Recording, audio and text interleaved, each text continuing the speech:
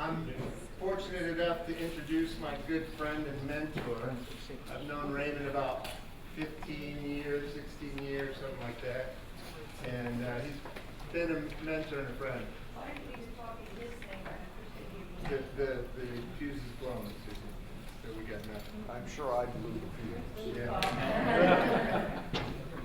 So Raymond Francis is president of Beyond Health International, a supplier of high-quality supplements and health-supporting products, an internationally recognized leader in the field of optimal health maintenance. Raymond is a chemist and a graduate of MIT.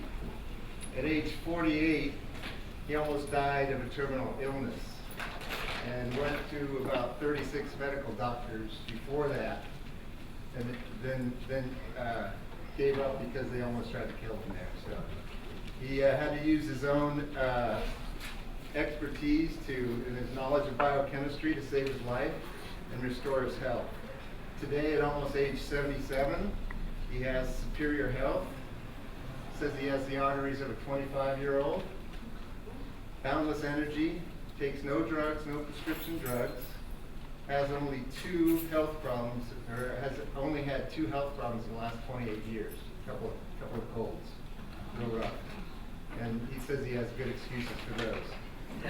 Raymond is the author of 4 cutting-edge books on health.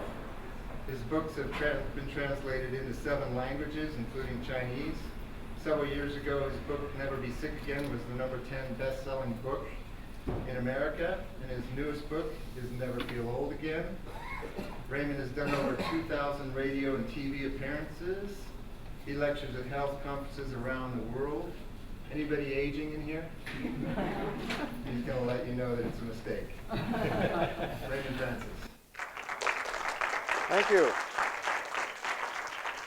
Before I start, let me call your attention to this little flyer and to my website, beyondhealth.com.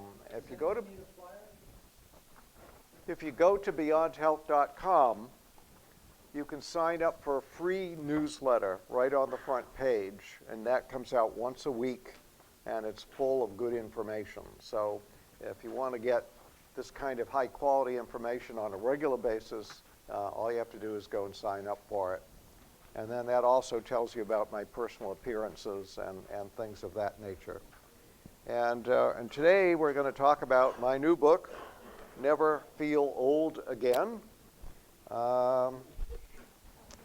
And why did I write this book? I wrote the book to address the biggest single problem facing the world today. And that problem is threatening to crush all of the industrialized societies. Right now, we and the other industrialized societies are plunging headlong into a financial and economic collapse. It is going to be very unpleasant when it finally hits. What is driving this? Something called global aging.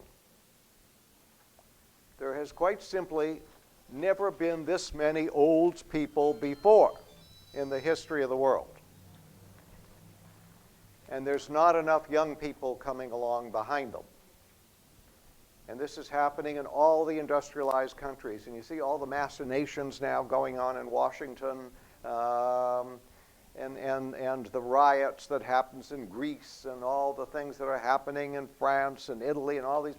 It's all about global aging. We've got a lot of old people. We're getting more old people. Right now, we're 2013. By 2030, the number of old people in America will increase by 100%. The number of people paying the bills will increase by 15%. Does anybody see a problem? We cannot pay our bills now. The United States is bankrupt. For every dollar that the government spends, it doesn't have 42 cents. We used to go out and borrow that 42 cents. Nobody's stupid enough to loan us 42 cents anymore. So now they're loaning us 16 cents. And the other 26 cents, well, we create that out of thin air. That's a good way to do it. I wish I could do that. But for those of you who lived through the inflation in the 1970s, you know that when the government creates money out of thin air, that something happens that's not too good. It's called inflation. And the inflation of the 70s is going to be small potatoes compared to what's going to come. So here we have this problem that is unstoppable. And this is just arithmetic. These people are getting old, and there's not enough young people. It's arithmetic. What are we going to do about it? And the answer is nobody's doing anything about it.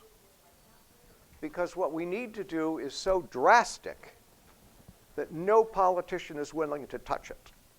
And that is? What's that? We need to cut our spending. We need to cut we need to increase, for example, the retirement age for Social Security. I've seen estimates in order to really solve the problem, increase Social Security retirement age to age 79. Well, show me a politician who's going to say, elect me, and I'll raise the Social Security retirement age to 70. That's not going to happen. Nobody's even talking about the problem, because if you talk about the problem, someone might expect you to do something about the problem. And the only thing you could do is something drastic. So nobody's talking about it. The problem is not being addressed.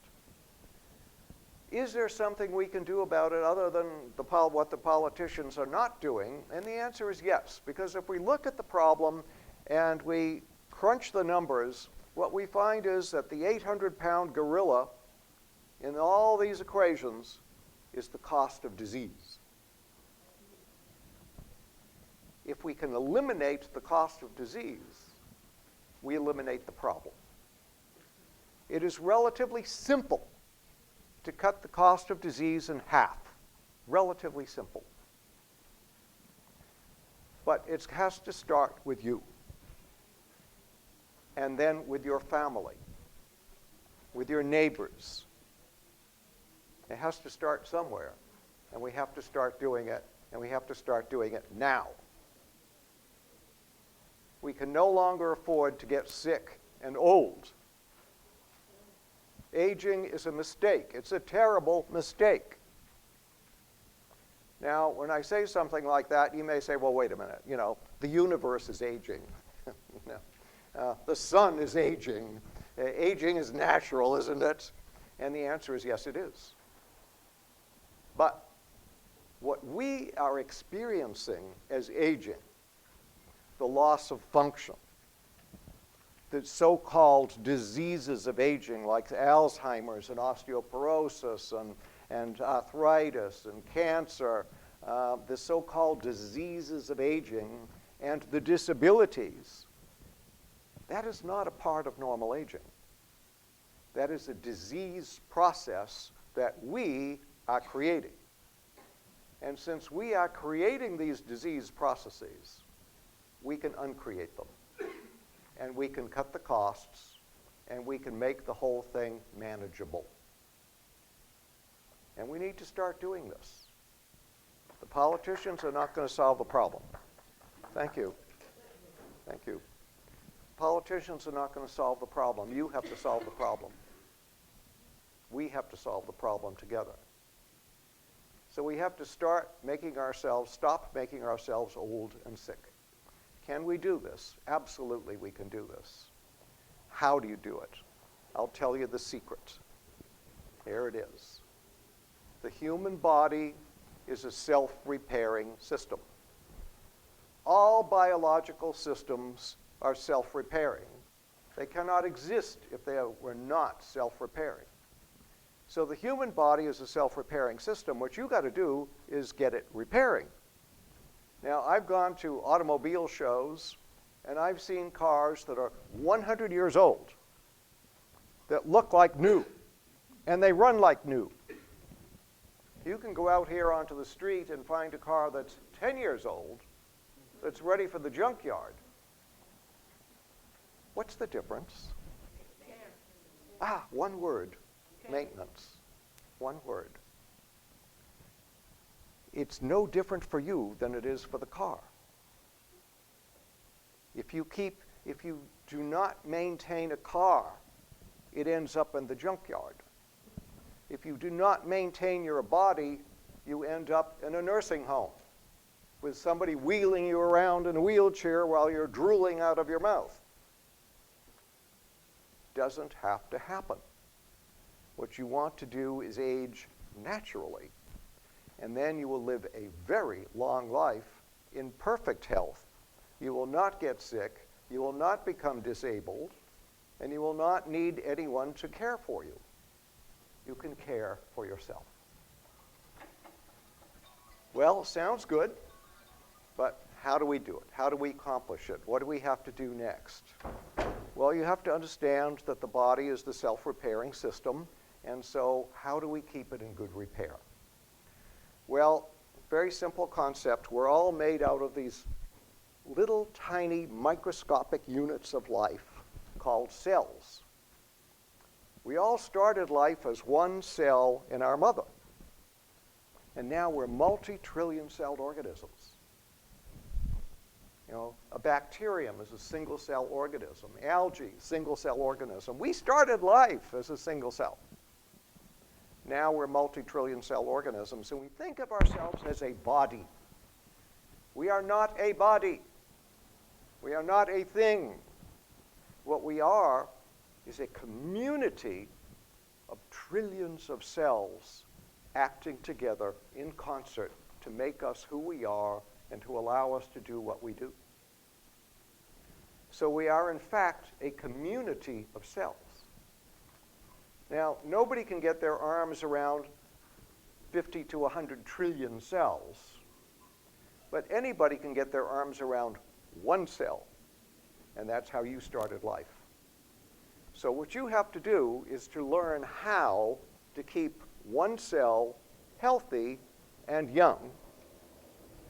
If you can do that, you can keep your body healthy and young, and you will not get sick, and you will not age the way we are aging today, with the loss of function and the diseases and the disability. So how do we keep the one cell healthy? Very simple. There's only two causes of disease. There's only one disease. According to the World Health Organization, there's something like 12,500 diseases. Well, wrong, wrong, wrong, and wrong 12,500 times. There's no such thing as a disease. Doesn't exist. There's only one thing, and that's this. Either your cell is working the way it's supposed to, or it's not. That's it. It doesn't get any more complicated than that. When you start giving this a name, you lose. The doctor says, "Oh, you have cancer." Well, that scares the living bejeebas out of you. But what does it mean? Nothing. Nothing. It doesn't tell you how you got the cancer. It doesn't tell you how to get rid of the cancer. All it does is scare the heck out of you. Now, if we say, "Oh, you have a large number of malfunctioning cells," isn't that a little more manageable? Because now we know what to do. Fix the cells so that they're not malfunctioning, and then whatever is wrong disappears. And we've had so many, I've worked with so many, for example, cancer patients with terminal cancer. Terminal cancer. I just met with a man this morning, he had 26 tumors, all gone. They're all just disappear. There's no such thing as a disease. So why do we think there are diseases? Well, here's why. Cells malfunction for only two reasons. Either they're not getting everything they need to function properly, or they're getting something that is interfering with their normal function. We call the first problem deficiency. It's not getting enough of what it needs. We call the second problem toxicity. It's getting too much of something, and it's interfering with the normal function. So there's one disease, there's two causes of disease, deficiency, and toxicity. So why do we think there are so many? Because there are different combinations of deficiency and toxicity acting through a unique set of genes that produce thousands upon thousands of different symptoms. And then our physicians get very confused and think that these thousands and thousands of symptoms are thousands of diseases, and they're not. So this is very empowering, because once you understand what disease really is and what aging really is, you have the power to stop it, and you have the power to reverse it. And that's powerful. So in aging, what is happening is that a combination of deficiency and toxicity is causing us to not do daily repairs. Unfortunately, your car, our microphone's working. Unfortunately, your car, at least my car isn't. My car is not self-repairing. Park it in the garage overnight, get it in the morning, nothing has repaired. But you're different. You park yourself in the garage overnight, and you wake up repaired from all the damage you did yesterday. If you don't do this, then you wake up with a repair deficit, just like your car wakes up with a repair deficit. And then tomorrow, there's another deficit, and the next day, another deficit, and pretty soon, the car isn't working very well. And pretty soon, it's ready for the junkyard. But if you repair every night, you stay biologically young. So there's a huge difference here between chronological age and biological age. What we need to do is keep our biological age younger than our chronological age.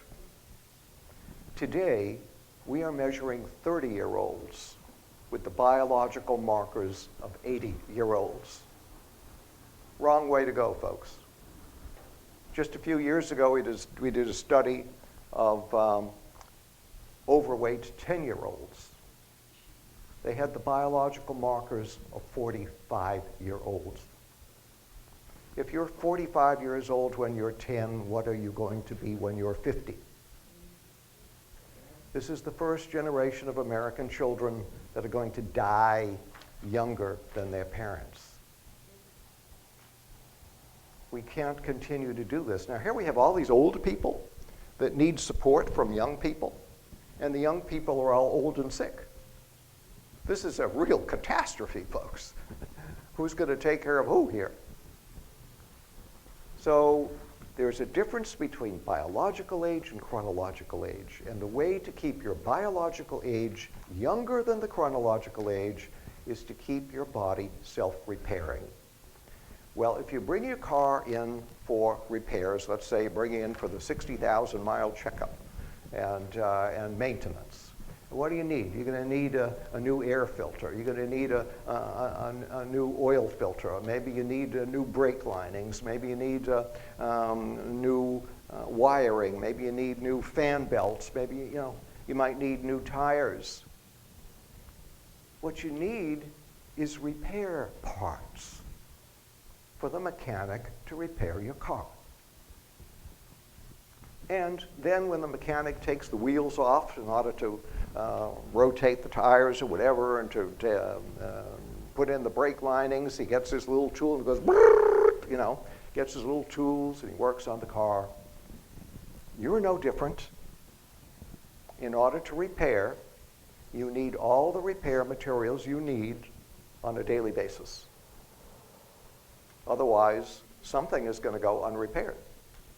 And you need all the repair machinery functioning normally. If you do this, you stay biologically young, and in fact, you can become biologically younger. Now, here I am. I'm going to be 77 in a few months. I was almost dead, virtually dead at age 48, and I had to rebuild my body. I never get sick. I have boundless energy. I'm never tired. At last measurement, I had the arteries of a 25-year-old. I probably have the arteries of a 22-year-old by this time, and my goal is to have the arteries of a teenager by the time I'm 80.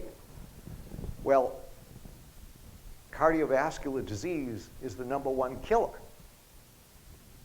Yet my statistical probability of having a heart attack or a stroke is that of somebody in their low 20s rather than somebody in their late 70s. That's where you want to be.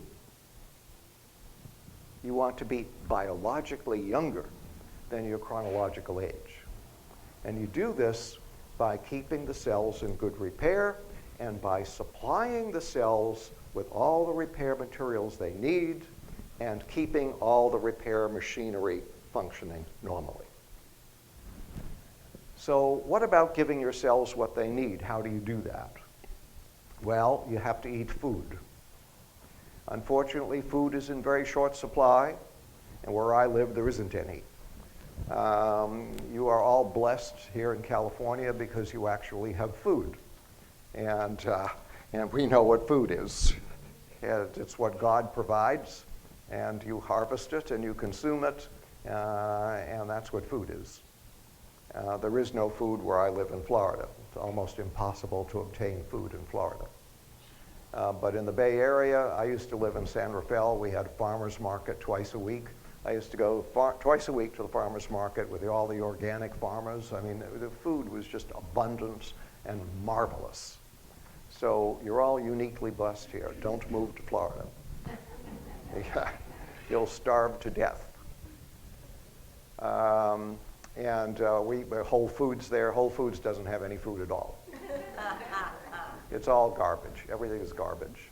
I bought some celery last week. I bought some celery, and literally you could take the stalk of celery and tie a knot in it. Yeah. I bought some carrots. You could shake the carrot like this, and it would shake like a piece of rubber. This is not food. This is garbage. It's ready to be thrown away. It's not ready to be consumed. So you have to eat food, and there are certain foods that you should not and must not eat. And I call them the big four. And the first of the big four is sugar. Sugar is a deadly, deadly metabolic poison. It will kill you. Unfortunately, and very unfortunately, if you eat sugar, you don't fall over dead. Because if you did, you wouldn't eat it. Or at least you wouldn't eat it more than once.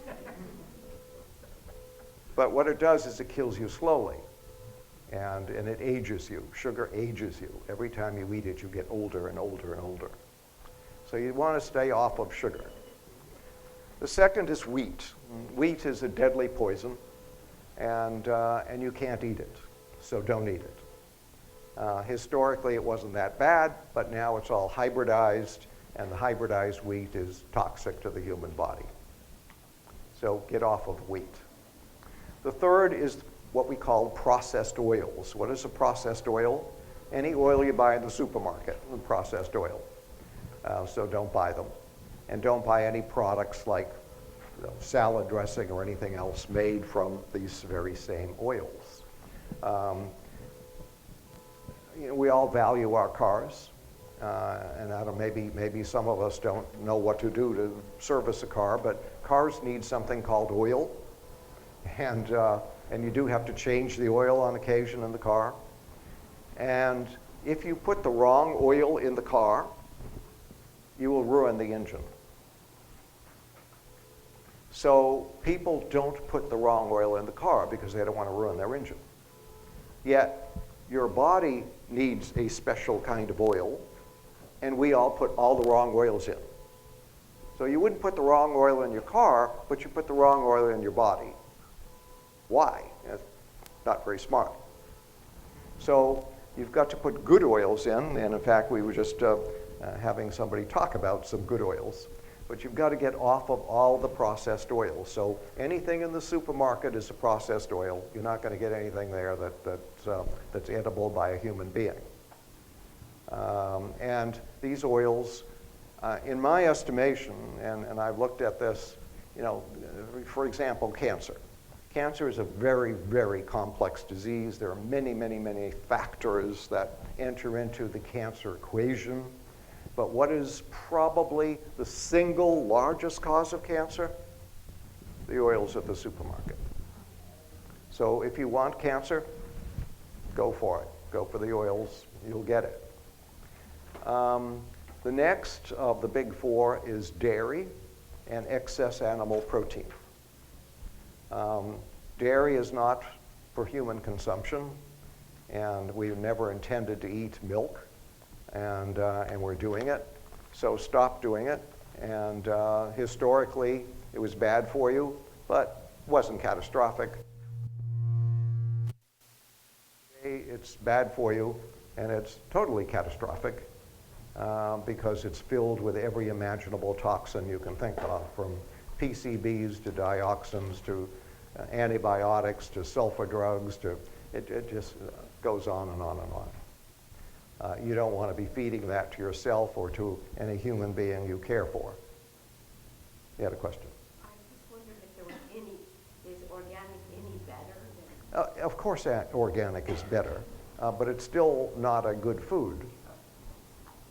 Milk is Mother Nature's perfect food, but it is the perfect food for the infant of a particular species. You can't, Yeah, the goat. well, goat milk is very good for goats.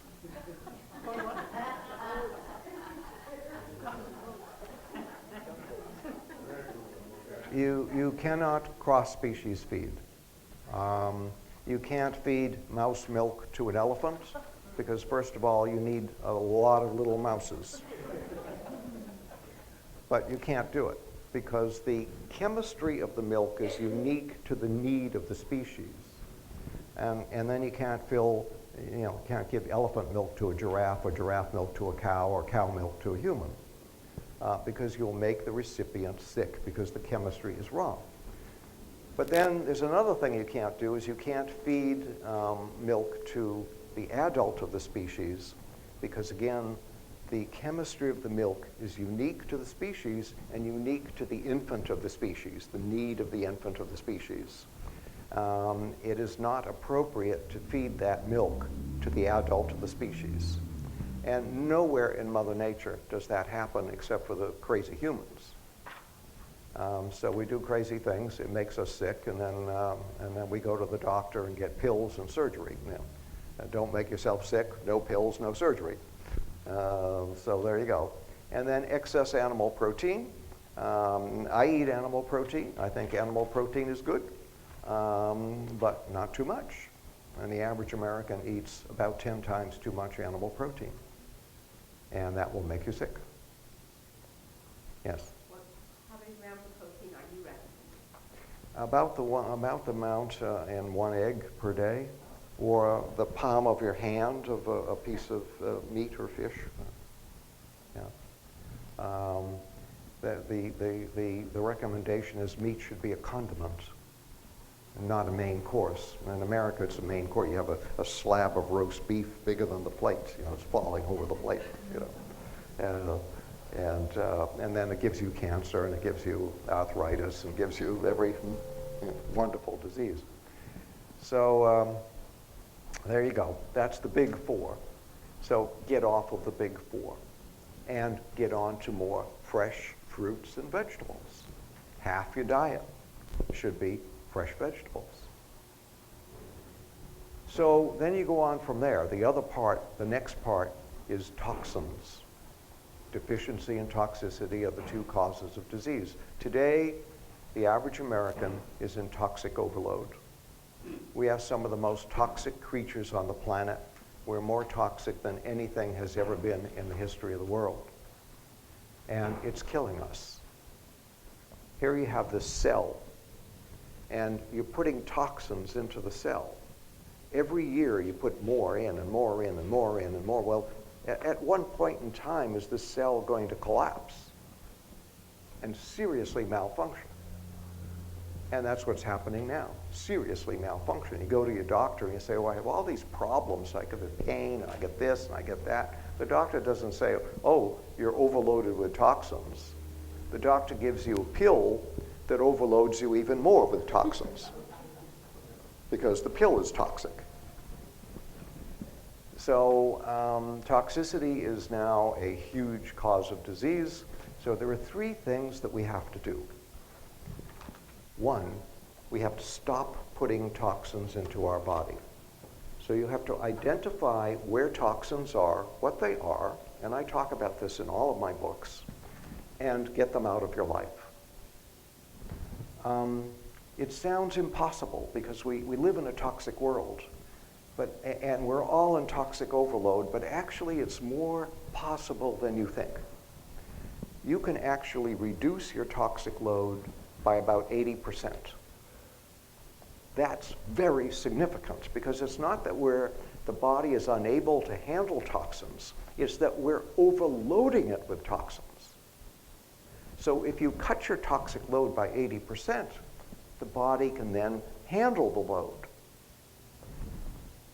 Example, toothpaste. How many people use toothpaste every day? A lot of people. Toothpaste is a deadly poison. So why use it? So what do you use, the salt? Hmm? You use the salt? You did it Well, all you the time? can buy safe toothpaste. You can use make baking soda. You can use safe toothpaste. I use a safe brand of toothpaste. But if you use Raymond, what makes toothpaste unsafe? Is it fluoride? everything, fluoride, What are the ingredients of the one you buy? What's the brand? I buy Weleda, and I use their salt and soda product. Weleda is made in Germany, Weleda, and it brushes your teeth real fine, and it's very safe. But if you brush your teeth with Colgate or Crest or read the label. Read the label on the box. It says if you swallow more than a small amount of this, call the poison control center. Get an ambulance, rush to the nearest hospital. One tube of toothpaste is sufficient to kill a small child. And it's a combination of the detergents that are in it, the fluoride that's in it, the artificial colors, the artificial flavors, the artificial stabilizers. It's toxic. So there's one thing. Everybody uses that every day, and those toxins go right through the mucous membranes, easily through the mucous membranes, into the bloodstream. They bioaccumulate in your fatty tissues, and they make you sick year after year. And then somebody finally gets macular degeneration or something, and the doctor says, "Oh, you have macular degeneration." And they say, "Well, why did you brush your teeth with blah, blah," But that's what happens. So we're making ourselves sick. Shampoo, same thing. Shampoo, very toxic. Goes right through the skin, bioaccumulates in your tissues. Carpets, extremely toxic. That's toxins. But people put them in their homes. You don't want to do that. They'll outgas for decades, and you're going to be breathing all of those very toxic fumes. Just driving on the freeway, you're breathing very toxic fumes. Buying a new car, my God, the toxins in a new car, over the top. They'll give you cancer in a minute. There's lots of phthalates and other things in there that are very carcinogenic and very toxic in general. So by learning where toxins are, by exercising just a reasonable amount of control, you can cut your toxic load by about 80%. You want to talk about pesticides? We know pesticides are very, very dangerous. 80% of your pesticide load can be cut simply by cutting milk products and meat out of your diet. Now, organic meat shouldn't have the pesticides, but regular meat and dairy products are about 80% of your pesticide load. So see how easy it is to cut your load. Boom, gone. So the next thing you need to do, first thing you need to do with toxins is lower the amount you put in. The second thing you need to do is to support your liver's detoxification systems. A lot of vitamin C helps your phase 1 detoxification systems. Foods like broccoli and Brussels sprouts and cauliflower, things like that, help phase 2 detoxification. So support the body's normal detoxification process. And then the third thing is to take the existing stored toxins and get them out. And the only way we know how to do that is with saunas. And my friend Sherry Rogers, who's an expert toxicologist, now says that saunas are a household necessity. So if you have a kitchen sink, you need a sauna. It's a household necessity because we're all in such amazing toxic overload. The only way to get the load down is to get it out. I sauna for twice a week for an hour and a half. And every 5 years I try to get myself measured. And the last time we measured for pesticides and other similar chemicals in my body, we couldn't find any because they were all gone. The average person is loaded with them. Flame retardants. The average person at this point has enough flame retardants that is the same level that causes disease in animals. So you got to get these things out. So with the toxins, stop putting them in, support the liver's detoxification, and get the stored toxins out. So these are simple things that anybody can do to avoid disease, keep their biological age younger than their chronological age, and we can win this battle that may be coming down the pike here, and it's coming down pretty fast. At what point are we going to go bankrupt and everything starts to collapse? And it's not a pretty picture. And some of the economists that I've talked to are in dismay, absolute dismay. Yeah. So what type of sauna do you recommend? Infrared? I have an infrared, and it's actually one that I helped to design, and we sell them on my website. They're very safe and very effective. Sure. Always hard to get safe and effective. Yeah. For contrary, we go vegan because eat and back to the sauna table, got him away, on a bed, nobody knows when to sleep, sauna. Great. Yeah, very, very effective. I pulled a muscle in my back about a month ago, and it was really hurting. And I went and I saunaed with it and put the infrared on it, and it fixed it real fine. It was just very nice. So these are things anybody can do. You need to eat a good diet. You need to take good supplements, and there's another problem. Supplements are a necessity. You cannot live without them. Even the National Academy of Sciences issued a report several years back, and they said that it is no longer possible to get the nutrition you need, even if you eat a good diet. And so that's the situation we put ourselves in. It's no longer possible, even if you eat a good diet. So you need to take supplements. Then the problem is, how do you find a good supplement? And I couldn't find any, so I make my own. And there's only a handful of supplements on the market that are of the quality that you need to give yourself what you need. And most of them are junk. They're made of incorrect molecules, and I can give you a specific example. I love to give this example, vitamin B12. You know, most Americans are deficient in B12, especially if you're older, and you should be supplementing with B12. But most of the B12 on the market is in the form of something called cyanocobalamin. Now, you look at the label and it says B12, and you say, oh, this has got B12, and I want B12, isn't this wonderful? The problem is cyanocobalamin is not a natural molecule. It's a man-made molecule. The body doesn't know how to handle it, doesn't metabolize it well. And so it is a poor source of B12. And in addition, when the body takes that molecule apart and breaks off the cyano part from the cobalamin part, the cyano part is cyanide, and that can bioaccumulate in your body and poison you with cyanide. So you need to know a lot of chemistry to put a good vitamin pill together, and it's getting more and more complicated and more difficult all the time, because the Chinese are now making a lot of the vitamins, and they're not making good stuff. I just had a friend who is also in the business of making vitamins, and his customers were having problems, and he he spent over $25,000 on chemical analysis to try and find out why his customers were having problems, and he found out that the B vitamins he was importing from China had substantial amounts of solvent residues in them. So making a good product is becoming increasingly difficult, and you've got to be on top of it every single day. Vitamin C. I used to pride myself on having the highest quality vitamin C in the world, and I still pride myself on it, but we were buying it from Switzerland. Not anymore.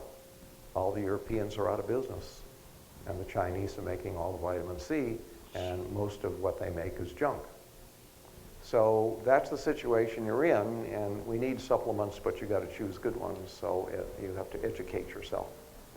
And I have on my website, there's a little thing you can download, and it helps educate you on how to recognize what a good vitamin is versus one that isn't good.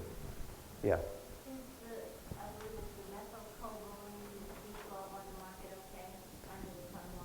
It depends on where it comes from. See, you can buy any chemical in different grades of purity. And so methylcobalamin is a biologically active molecule, biologically correct molecule. But then the question comes down to what quality are they purchasing? And that makes a huge difference. And I'll give you a specific example. I put a lot of vitamin B6 in my multivitamin because most Americans are deficient in vitamin B6. And I once had a lady take this bottle to her doctor, and the doctor looked at it and he was shocked. They said, "Oh, you can't take this. This has enough vitamin B6 in it to cause permanent nerve damage." Well, most doctors wouldn't know that, and this one did, so congratulations. At least he knew something. But he was wrong.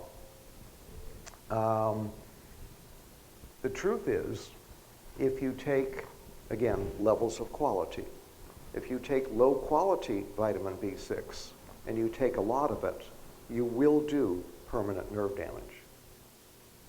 If you take very high quality vitamin B6 and take a lot of it, you will not do any nerve damage. You will support your nerves. And why is that?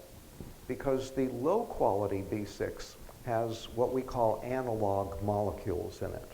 These are molecules that are very similar to the real one, but not exactly the real one.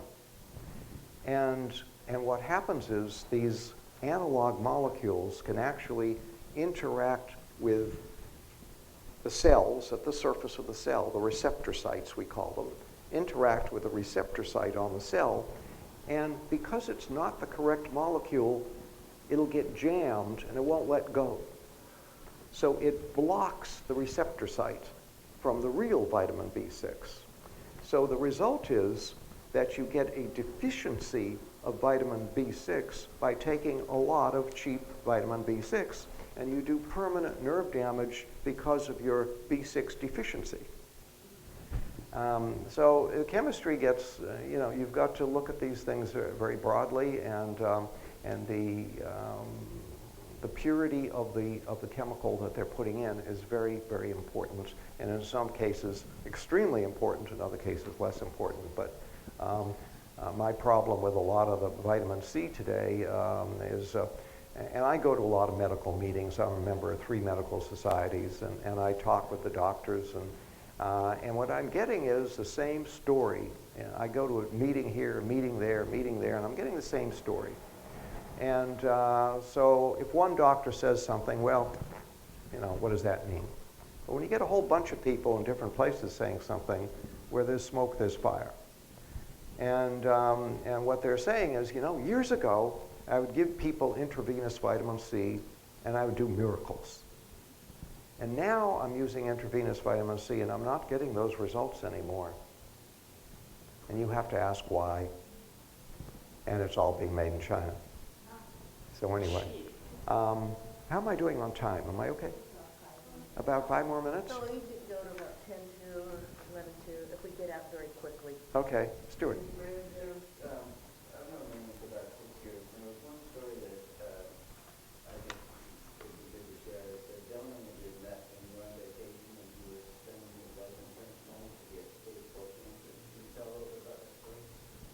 this was the one when I was working on my cancer book, The Doctor? Yes. Okay. Well, I was working on my cancer book, Never Fear Cancer Again, and I decided to go down to a resort in Mexico and just chill out and write the book. And one day I kind of had writer's cramp. And so I decided I'm going to go down and lie by the pool in the sun, relax, chill out, and then I'll go back and I'll be able to write again. So I was there, and I was lying down, and this man came walking along the edge of the pool, and he said, "Hello." Well, that's really weird. To me, it was weird, because, you know, there was other people lying around the pool. I wasn't the only one. And why pick on me? So anyway, I said hello, and we got talking, and I said, "Well, where are you from?" He said, "Oh, yeah, I'm from the San Francisco Bay Area." And I said, "Oh, I used to live in the San Francisco Bay Area." And I said, "Well, what do you do there?" And he said, "I'm a medical doctor." And I said, "Oh, Jesus, in one of those." So we continued to talk, and he asked me if I'd been to see certain ruins. And I said, no, I had not seen the ruins, because I'm not here on vacation. I'm here to work, and I'm just not going to go out and see things. And he said, "Oh, well, what are you working on?" I said, "I'm working on a book." He said, "Well, what is the book about?" I said, "It's about how to cure cancer."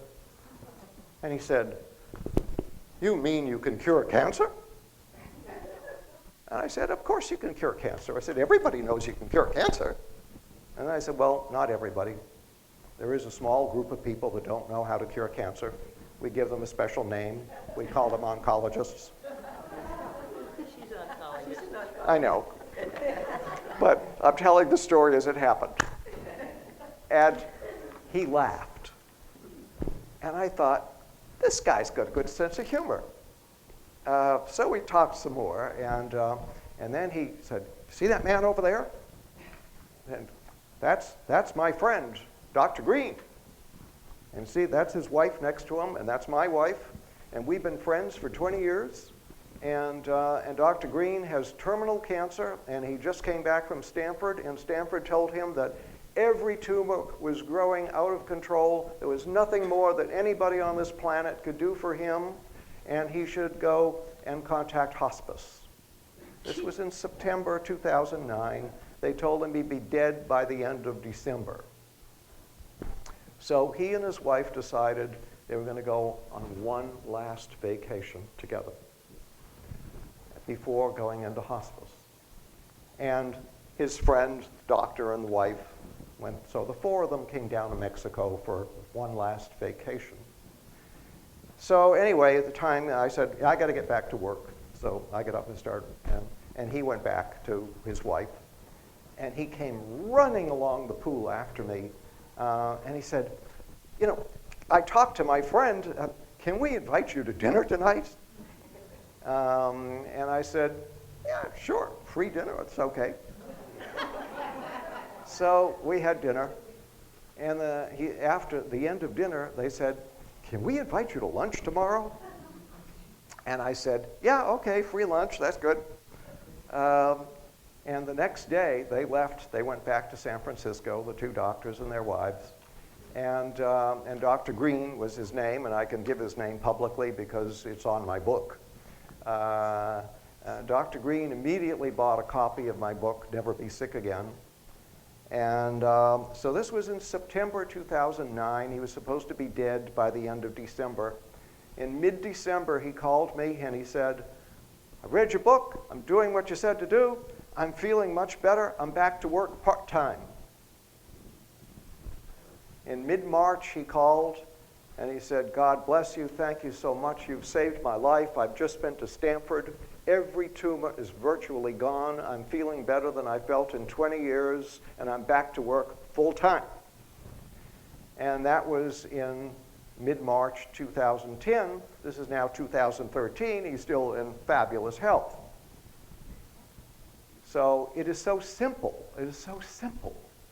Because there's no such thing as cancer. You see, if we say you have cancer, it's frightening, it's scary, it's delirious. But you don't, because it doesn't exist. All there is a cell that works the way it's supposed to work and a cell that doesn't. And when the cell doesn't work the way it's supposed to work, it's malfunctioning because of deficiency and toxicity. Properly address the deficiency and toxicity, restore the cell to normal function, and the cancer will disappear. Thank you all for listening. Wow.